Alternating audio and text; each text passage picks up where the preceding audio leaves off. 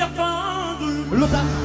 suma yeboo di la ñaanal yoo yaay ñàkk rek. Fidèle internaute sans limite sn.com, bienvenue dans votre émission 15 minutes sans limite. Comme niñ leen ko tàmbalee rek chaque émission dañ leen di indi la ndaanaan indil leen képp koo xamante nii rek lépp lu mu fi jukkee ci waxtaan dina leen jëriñ lool. Tey nag ñu dem seeti koo xamante nii amal na leen solo bu baax a baax dañ koy daal di dékk micro bi rek bàyyi ko mu présenté wu ak fidèle internaute yi koy seetaan Imaam ñoo ngi lay nuyu. bismillahi rahmaani rahim yéen waa équipe bu sans limite sn.com maa ngi leen di nuyu. di nuyu internautes yi ñuy seetaan moo xam ñu ngi Sénégal moo xam ñu ngi bitim réew kon man maay seen mbokk seen am di jàmm Ahmadou Mokhtar Kanté donte woon ñu ngi ma gën a xamee ci imam Kanté ma nekk imam ci fii mosquée Point E bi soriwul ak fi ñuy defee waxtaan bi nekk aussi bindkat écrivain nekk expert en environnement ci côté professionnel mais en même temps man maay fondateur portail web bi ñuy wax tibian.com. Imaam fii ñuy daal di commencer laaj bi du lenn lu dul loo xamante nii rek actualité la fi mu toll nii ci réewum Sénégal muy benn problème boo xamante ni xew na fi dal ci koo xamante ni mën naa ni sa mbokk la sax ñu gën ko xam ci ki nga xamante ni moom moo di Taib Socé moom tey jii nii yan problème moo ko tax a dugalaat fii nga xamante ni moom moo di ci wàllum yoon bañ tegaat ko loxo. waaw neex na ma ngeen laaj ma question boobu parce que effectivement sama mbokku. Oustaz la sama mbokk tasaarekatu xam-xam ak waaraatekat ci lislaam ñoo bokk tool bi tool bu yaatu la nag ku nekk ak ni nga koy defee ni nga koy bayee su ko defee nit ñi xamee nañ ko taxawee waxtaanu lislaam li may tàmbalee mooy ñaan borom bi allah subhanahu wa taala mu defal ko tawfiq ba mu génn foofu nu ma gën a gaawee dellu ci njabootam dellu ci liggéeyu lislaam bi mu doon taxawee amaa nag léegi lu ko yóbbu foofu man li ñuy wax éthique islamique moom lay doxee maanaam du ma dugg ci dara ak sama bànneexu bakkan wala boog sama kéem kàttan dinaa ko moytu du ma dugg ci dara tam parce que rek ñu bëri ci nit ñi noonu lañ ko gisee wala yu ni mel man information yi ma ci am mooy que ni moom mbokk bi Taib Socé bi nga xamee ni gracier nañ ko ci jafe-jafe boobu mu amoon ak ay sénégalais ak ay naar ñun ñooy wax naar wante ay arab yu mu doon jëflanteel ci wàllu business ci wàllu jëndal leen or yaakaar naa moom reconnaître woon na ni am na ay jafe-jafe maanaam ñi ko waroon jox marchandise bi dañ ko mujj luubal ndax ko daal di daw dem loolu laa déggoon ci moom waaye na xam nga mbirum justice moom dafa compliqué bi ñu demee justice daal condamné nañ ko léegi man respecté naa justice li ñu def léegi nag bañ ko gracier man dama foogoon ni kon léegi jeex na tàkk ndekete yoo suivre naa après juriste yi ñu ne non grâce bi lenn la waaye li nga xam ne dañ ko ci condamné ne daf ko war a fay loolu moom dañul man nag li ma jaaxal mooy lu tax depuis boobu Taib Socé ak avocat am ak ay mbokkam ak ñi ko gën a jege ba mu génnee rek ci grâce bi li mu waroon njëkk a def rek mooy taxawee léegi nan lay def ba fay léegi nag loolu moo ma jaaxal moo tax bi ma déggaate ñu ne procureur wooluwaat na ko jàpp ko ma ne waaw lu xew noonu ma foog ni sax am na yeneen yu xew mais bi ma ko gëstoo ba gis ne affaire yoon la dama respecté yoon li mu def may laaj sama bopp nag lu tax Taib Socé ak ñi ko jege teelu ñu woon jóg ba mu génnee kaso rek ñu jóg ci seet nan la ñuy fexe ba alal boobu nga xam ni yoon dafa wax da ko war a fay mu fay ko parce que yoon moom li mu xas ba bind xaatim ko ne da nga ko war a fay bu la ko boroom ki nga ko ameel fayul ci àddina bi yëpp moom il faut nga lijjanti pour fay ko kon nag loolu laa ci mën a wax fi mu toll nii kon nag léegi war nañ ko jàppale ba fexe daal mu fay loolu wala bu fekkee itam am na beneen yoon bu ñu mën a jaar te loolu dana ma jaaxal pour que justice teggi loolu dana ma jaaxal mais Sénégal ni mu mel ñun ñëpp ay mbokk lañ ci xamante sénégalais yooyu mu doon jëflante te ñu nekk du bàyyi xaw ma yaakaar naa am nañ fi ay mbokk am nañ fi ay xarit am nañ fi ay sëriñ am nañ fi ay kilifa dama yaakaar ne suñu jaaree ci ñooñu du ñàkk sénégalais boobu waxtaan ak naar yooyu ba ñu woyefal ko wala sax ñu baal ko. mbokki internet yi ñoo ko déggandoo kàddu yooyu nga xamante ni Imam Kanté yëkkati na ko ci problème boobu nga xamante ni moom moo tax yoon tegaat loxo ki nga xamante ni moom moo di Taib Socé ba nga xamante ni bor boobu noonu fayagu ko mais ci ginnaaw dañoo gis benn téléthon boo xamante ni organiser nañ ko fële na la ca Sen TV muy say mbokki imam ñu gën ci ràññee waa ONG Jamra ci boppam def benn collecte de kii téléthon foofu noonu pour juste rek fay bor boobu nga xamante ni moom la amee yan kàddu nga ci mën a yëkkat ci loolu. ci initiative bi ci boppam téléthon bi ci boppam ngir dimbali Taib Socé mu dajale alal ba fay bor dama ko rafetlu lu tax ma rafetlu ko mooy d'abord ñun jéemu ñu xëccoo kon ak justice mooy kenn li ma wax. Téléthon bi comme initiative maa ngi ko tuddee initiative de solidarité lu xew la ci jamono ci principe bi daggan na l'islam war na ko mën a jëfandikoo kon rafetlu naa ko ndaxte li tax ma gën ko rafetlu mooy jéemuñu xëccoo ak justice condamné na ko te dafa am ñeneen ñu mu séqal ñoo xam ne pour man tam dañ leen war a wormaal parce que sénégalais boobu ak naar boobu mu séqal ñun tam waruñu leen tooñ jàpp ne non ñoom dañ ko bëgg a jaay doole rek deful dara kon dem nañu justice kon ñoom tam def nañ seen wàllu mooy jaarale nañ ko ci justice kon nag léegi man rafetlu naa initiative bi mooy ñu dajale alal pour cotiser pour mën ko fayal te tam déggoon naa ni moom nangu na ko parce que su ko nangul woon du ñu nangoo dem ci télé yi di ko def léegi nag mu des ni dégg naa sax kenn kuy wax ne loolu jaarul yoon war daganul d'accord mais kon rafetlu naa initiative bi mais daal li ma ci xaw a jaaxal mooy que pour man est-ce que yàkkamti amu ci parce que pour man laajoon na sensibilisation bu gën a yaatu bu gën a jël temps tuuti bu matale réew mi yëpp ak diaspora bi ñu doog ko def waaw léegi dama xamul na nii bii mooy première séance téléthon bi est-ce que am na yeneen yu ci topp xaw ma mais daal kon rafetlu naa initiative bi mais bon bi ma déggee ne 13 millions lañ ci dajale wax dëgg yàlla tamit loolu jaaxal na ma trop parce que yaakaaroon naa ni war nañ mën a dajale lu gën a bari en même temps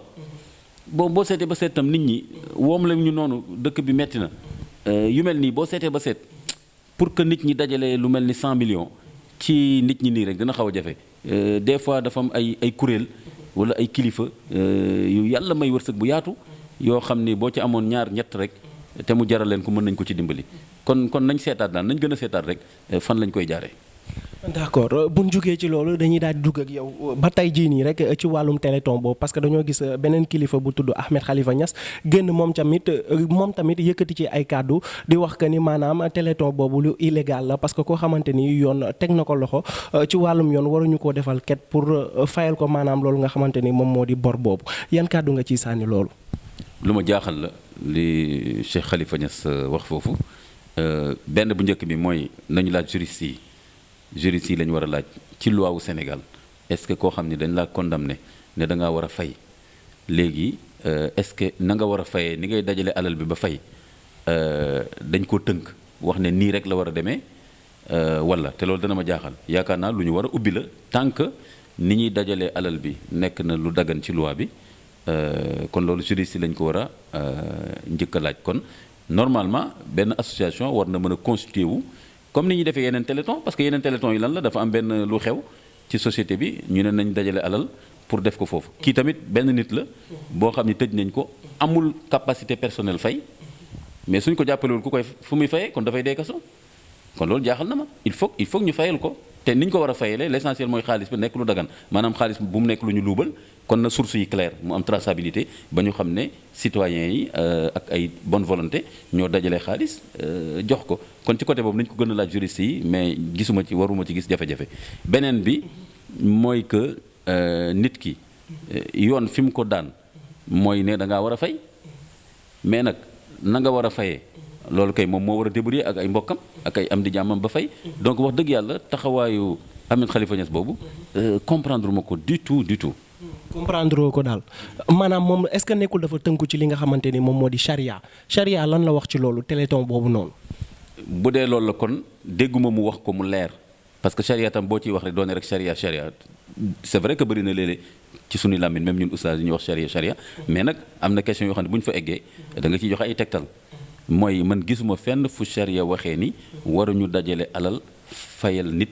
koo xam ni yoon da ko ne da nga war a fay. comme ni ngay xamee ni tey nit ku am bor ñu war ko dajaleel fayal ko borom mën nañ sax jël ci azaka jox ko loolu bokk na sax ci rubrique azaka ñi nga xam ni dañu am bor bokk na ci 8 catégories azaka mooy ñu génne ci azaka bi jox ko mu mën a fay bor kon kay pour man li ma xam mooy ci droit islamique mooy koo xam ni war nañ mën a jël azaka jox ko mu fay borom parce que lii bor la rek parce que dañ ko daan ci yoon ne ko fayal léegi nag mënul fayal boppam kon nag nu ñu mën a dajalee xaalis boo xam ni foqatewuñ ko luubaluñ ko du yëfu jàmbur waaye ay nit di joxe seen alal ci teyu bakkan ni ko alxuraan di waxee dajaleel ko pour mu fay wax dëgg yàlla xëy na sama aliwu moo gàtt mais gisuma fenn ci charia lu war a mën a tere loolu lu dul moom Ahmed Khalifa Niass moom ci boppam nag ku géeju la ci xam-xamul islam mu indi ay tegtal yu leer yoo xam ne day mën a tax borom xam-xam yëpp waxtaan ci ba seet ndax d'accord nañ ci ak moom wala déet. fidèle internaute ñoo ko déggandoo kàddu yooyu nga xamante ni Imam Kanté yëkkati na ko ci problème boobu nga xamante ni mooy problème mu Taib Socé ak kàddu yi nga xamante ni Ahmed Khalifa Niass yëkkati na ko ci tamit mu def actualité bu baax a baax ci réew mi Imam Kanté indi na ci ay leeral ak li nga xamante ni moom la ci xalaat Imam bu ñu jugee foofu dañuy daal di dugg ak yow ci li nga xamante ni fi mu toll nii yëngal na réew mi trop sax maanaam bu ma nee trop ba insister ci dafa nekk loo xamante ni nit ñi ñoo ngi koy waxtaane partout muy li nga xamante ni moom mooy intégration des homosexuels actuellement au sein de notre société sénégalaise yan kàddu nga ci mën a yëkkati loolu maanaam fan la jugee ak mbir mi nan la def ba bëgg a commencer am doole fii nii ci réewum Sénégal. man li ma gënaloon moo doon ba ma defee sama sortie bi jàppante ak Wally wax ko li ma koy wax ak li ci xew yëpp te ngeen suivre ko am na ñu bari ñu génnoon di wax ne waaw imaam day wax lu ko wóor nangam ak nangam xëy na tayu ko nangam ak nangam j'ai l'impression que très rapidement am na yeneen yuy feeñ yuy wane ni te gënaluma woon de yuy wane ni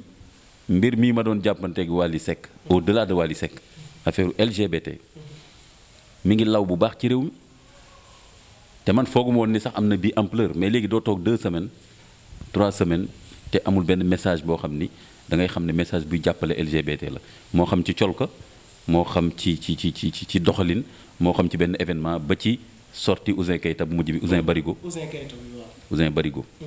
ku nangoo nekk Barigo ñu bërëng la gor du nangu ñu bërëng ko gor du nekk al toppe du nekk ku ñuy foye parce que Barigo bu ñuy bërëng mooy ku ñuy foye yal nañu ci yàlla musal ku jox sa bopp ay nit ñu lay foye nag seetatal sa bopp jigéen boobu tam ak groupe jigéen yooyu dem xawma caaro yi bay sànni ay xeer ci këru beneen jigéen parce que nee nañ bëggatul nekk lesbienne kon nga xam ni mbir mi fit boobu moo lay wan ni mbir mi ngi law bu baax ci biir société bi ak ñu bari ñoo xam ni waroon nañ mën a jóg taxaw daal ni lii mooy lan lii waru fi am doole ñu cof ko wala ñu noppi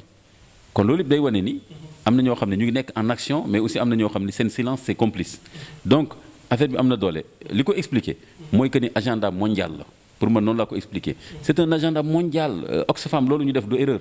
Oxfam c'est une fédération intergouvernementale ONU ci boppam question boobu dafa nekk ci question yi prioritaire Occident ñëpp xam nañ ko tey France Allemagne boo taalee sa télé léegi question yooyu nga fay fekk ñu ngi changer seen constitution yëpp pour adapter wu ci affaire LGBT te ñoom xam nga lu ñu xewal ci ñoom dañuy jàpp ne àdduna bi yëpp daf cee war a ànd kon lii xew Sénégal nekkul leneen lu dul lu xew ci jamono maanaam li amoon Sodome et Gomorrhe li alquran tuddee xawmu Luut li yàlla këppoon dëkk ba këppaale ci jabaru yonent xam nga loolu du lu woyof léegi loolu benn gox la woon mais léegi man dama gis ne LGBT dañu bëgg a dekkal Sodome ak Gomorrhe ak xawmu Luut la ñu doon def dañ ko bëgg a ni ma ko tuddee man dañ ko bëgg a mondialiser soo ko bëggee mondialiser nag da nga koy jaarale ci alal jaarale ko ci loi yi jaarale ko ci éducation jaarale ko ci jeunes yi jaarale ko ci mouvement jigéen ñi ak yu mel noonu kon loolu moo nekk di ñëw nii actuellement ci réew mi. d'accord ba tey dañuy daal di des ak yow ci loolu est-ce que yéen ñi nga xamante ni vous êtes des porteurs de voix boo leen waxee dinañ leen déglu te dinañ leen bàyyi xel bu baax a baax est-ce que am na ay jéego yoo xamante ni yéen dajaloo ngeen pour def ko ci. waaw fi mu nekk nii ñu ngi ci loolu parce que effectivement lu mel nii sensibilisation rek doyu ci parce que ñëpp a ngi ciy wax imaam yi xutba nañ ci gis nga depuis bi ma defee sortie boobu noonu imaam yu bëri def nañ ci ay vidéo imaam yu bëri ajjuma ba ca topp ñu bëri ci imaam yi xutba nañ ci waaye terewul gis nga semaine bi ci topp rek gis nga Ouzin génn def li ko neex daal ne tey ma ko dama juum nangam kon moo lay wane ni bu dee sensibilisation dong la loolu du doy kon nag léegi il faut man li ma wax ak ñi may liggéeyal nii actuellement dama leen ni ñoom dañoo am agenda boo bëggee xeex ak ñoom da ngay am agenda comme ñoom da ngay am agenda bu toll ni ñoom wala bu au moins bu toll ni seen bos wala sax bu ko ëpp pour mën a endiguer la vague LGBT kon léegi dafa laaj stratégie nationale boo xam ni fi mu nekk nii man ak ñoo xam ni gëm nañu loolu que ni dañu war a taxawee réew mi te gisuma réew mi Sénégal tey lu ko mën a aar lu dul l'islam gisuma ko xoolal parti politique yëpp gis nga leen ñu wax ci duñ ci wax parce que ñi ëpp si ñoom ñii ay xawma communiste ñii ay libéraux yooyu la ñu nangam ay liberté yooyu la ñu gëm ñii ay parti yoo xam ne dañu fay nekk rek pour élection mais ñii mënuñu défendre réew mi mënuñu protéger réew mi les valeurs kon gisuma lu dul l'islam moo ko mën a protéger te tam bu ñuy wax l'islam mais l'islam du lu nekk diggante asamaan ak suuf nii rek ñi koy porté ma lan imaam yi ustaas yi sëriñ si dégg nga jàngalekatu alquran yi kon ñooñu ñoo war a nekk au devant de la scène donc cette question de valeur là ça devient une question prioritaire pour le Sénégal ba ñooñu nga xam ne ñooy acteurs religieux yi y compris suñu mbokk chrétiens yi ce que j'appelle les valeurs de la communauté abrahamique ñoo bokk yooyu éthique ñoo bokk boobu moral que ñun dem au devant de la scène mais en portant un agenda mais par rek ñu dem ci benn messe daal ne wéy Sodome et Gomorrhe Bible condamné na ko ñu xutba daal ne alxuraan condamné na ko ba pare ñoom ñuy doxal ci réew mi ci secteur bu leen neex loolu lu ñu war a seetaat la bu baax a baax mais ñu ngi ciy liggéey. yow lan nga xalaat ci conférence de presse bi nga xamante ni Ouzin Keita yëkkati na ko jébbal ko askanu Sénégal ginnaaw bi mu defee yooyu mu def fële na la ca CICES. c'est vrai que erreur la ci sama wàll parce que lu mel nii boo ci duggee am na yoo xam ne warul a échappé sama xarit yu bëri sax dañu ma ko wax imam léegi amutuloo droit lii xew léegi dara day xew sax ñun ñu envoyé ma message imam xoolal tel télé suivre tel kii déglu tel kii ce qui est bien parce que dañ ma bëgg a wax ni am na loo xam ne léegi mënuloo échappé am na loo xam ne tam bu ñu la ko nettelee du bokk mukk ak yow boo ko déglu ak nga seetaan ko c'est vrai que Ouzin Keita man gis naa quelques images nii mais wax dëgg yàlla dégluwuma li mu wax yépp dans le détail mais àla kulli xaal gis naa tailleur bi ci boppam génn di wax ne daf ko tuumaal du moom moo ko ñëwal loolu moom tam mu ne niyam na mais daal en résumé gis naa ni daanaka moog Wally Seck ñu bokk stratégie maanaam toujours mooy lan mooy tayuma ko wala xale laa wala dañ ma juumloo wala su ma xamoon ni loolu du ma ko def pour man c'est la même stratégie moom laa waxoon ci affaire Wally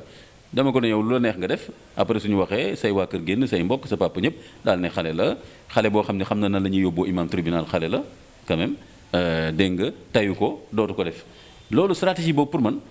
ñi nga xam ne dañu bëgg a dugal fii ay caaxaan ñoom dem nañ ba jàng culture Sénégal xam ne sénégalais dafa bëgg a baale daf ci gaaw yërëm nit naa comme tuub na comme jéggalu na saa waay dawalal yërmande comme yéen xale yi ni ngeen ko waxee saa waay dawalal yërmande rek masla donc ñoom xam nañ levier culturel boobu ñoom au moins étudier nañ loolu ba di fa jàllale seen i message léegi lu leen neex def ci réew mi ci quartier yi partout soo leen waxee ñu ne maa ngi jéggalu gisewu ma ko woon noonu dama juumoon kon nag léegi loolu laa wax ne loolu ça suffit il faut que léegi ñun ñiy porter combat bi contre cet agenda là il faut que léegi ñun ñu jóg daal ne ça suffit kenn dootu fi caaxaane réew mi ak sunu njaboot parce que c'est des valeurs bu tubaab waxee valeur mooy quelque chose qu'on valorise maanaam loo xam ne daf ñu ñor ñu jàpp ne dañ ko war a wormaal ci dëkk bi te gis nga loo xam ne da nga jàpp ne valeur la tant que nanguwoo jóg xeex ak li nga xam ni anti valeur la gëmagoo ni valeur la. Imaam ba tey dañuy daal di des ak yow ci coow li nga xamante ni jib na fii nii ci réewum Sénégal di institut boobu nga xamante ni moom moo tudd Jeanne d'Arc defoon benn avertissement ci xale yu jigéen yi nga xamante ni dañuy muuru di jànge ci école boobu ñu xëy gis ñu commencé dàq xale yooyu nga xamante ni dañ doon muuru di jànge ci école boobu yan kàddu nga ci mën a yëkkati en tant que imam. waaw loolu tamit ñaawlu woon naa ko trop ak ñu bëri tamit li ci doy waar mooy que boo demee ci règlement intérieur Jeanne d'Arc da nga doon gis ne affaire muuru dañuy wax ne lu ñu nangu la ci seen règlement intérieur te même boo seetee ba seet même ci biir christianisme en tout cas traditionnel wala avant muy dugg ci Occident ba ñoom ñu def ci lañ cay def jigéen da doon muuru valeur boobu ñoo ko bokk xoolal par exemple portrait yi nga gis Marie mës nga gis Marie avec les cheveux dans le vent lan ngay gis muuru xar kanam bi rek ngay gis loolu du par hasard loolu du ci alxuraan lañ ko gisee fan lañ ko gisee mës nga gis fenn ci église nga gis Marie wala ci benn photo nga gis Marie benn cëram feeñ lu dul xar kanamam kon nag ñoom bu ñu jékki-jékkee rek di ñaawlu loolu kon da ngay war a xam ni pour man am na lu làqu ci ginnaaw soit dafa am ay groupe chrétien yu commencé radicaliser wu jàpp na léegi ñoom dañu war a xatal jullit yu jigéen ñi ci seeni école dégg nga ñoom nag li ñu ko layee mooy naan waaw ñoom dañuy bañ a def éducation physique dañuy bañ a togg góor ñi et cetera ma ne bu doon loolu kese la kon ñu demander médiation jarul dax ñu woo seeni parents mën nañu woo ñun imam yi ñun bu ñu toogee xale yu jigéen dañ leen wax ne l'islam moo wax ngeen muuru dëgg la mais nag bu leen ëppal def leen lii lii sax donte woon sax gënul wante nangu leen ko rek comme ci école bi ngeen nekk ba ngeen moom seen yëfu bopp et cetera mais le fait que ñu jékki-jékki rek def loolu te fekk defoon nañ ko aussi quelques années avant ministre bi génnee benn bataaxal ne leen Sénégal lañ nekk mun leen fi tere loolu ñu ñëw defaat ko kon pour man explication bi may joxe mooy dafa am benn groupe de radicaux chrétiens parce que radicaux yi du rek islam la ñu yeb rek radicaux chrétiens yoo xam ni ñoom ñoo commencé gis ne xale yu jigéen yi ak seen colka yi waruñ leen yaatal ci espace yi nga xam ni espace éducatif chrétien la mais musulmans yi ñoo war a jël seen responsabilité d'abord fàttali ne Sénégal lañ nekk loi bi autorisé na ku nekk nga jëfandikoo sa diine ñaareel ba mooy ñu gën a organiser wu pour ñun tam am ay espace d'éducation yoo xam ni jullit yi xale yu góor yi xale yu jigéen yi dinañ fa mën a nekk am le même niveau intellectuel que ñëpp ba pare bàyyi wàlla xel seen i valeur morale religieuse musulmane. Fidèle internaute sans limite sn.com yéen a déggandoo kàddu yooyu nga xamante ni Imam Kanté yëkkati na ko jébbal leen ko tey jii nii ba nga xamante ni ku nekk mën na cee jëriñu Imam ñoo ngi lay jaajëfal di la bàyyi nga tàggatoo ko mbokki internaute sans limite sn.com yi nga xamante ni ñoom la doon seetaan.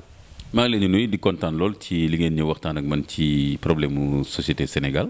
di sawar lool chaque fois ngeen yaakaar ni am na lu ngeen mën a waxtaan ak man je suis disposé waxtaan ci ak yéen di nuyu internaute bi. ñi doon seetaan ñëpp di leen wax asalaamaaleykum wa rahmatullahi wa barakaatu. Fidèle internaute ñoo ko déggandoo kàddu yooyu nga xamante ni Imam Kanté yëkkati na ko c'était un immense plaisir de vous servir chaque numéro rek nii la ñuy def seeti kenn koo xamante ni dina yëkkati ay kàddu yoo xamante ni dina leen soxal bu baax a baax n'oubliez pas d'abonner sur notre chaîne YouTube Sans Limites TV et d'activer aussi la cloche pour recevoir li nga xamante ni moom mooy suñuy notification à chaque fois rek bu ñu dugalee li nga xamante ni moom moo di suñu vidéo merci et restez sur Sans Limites.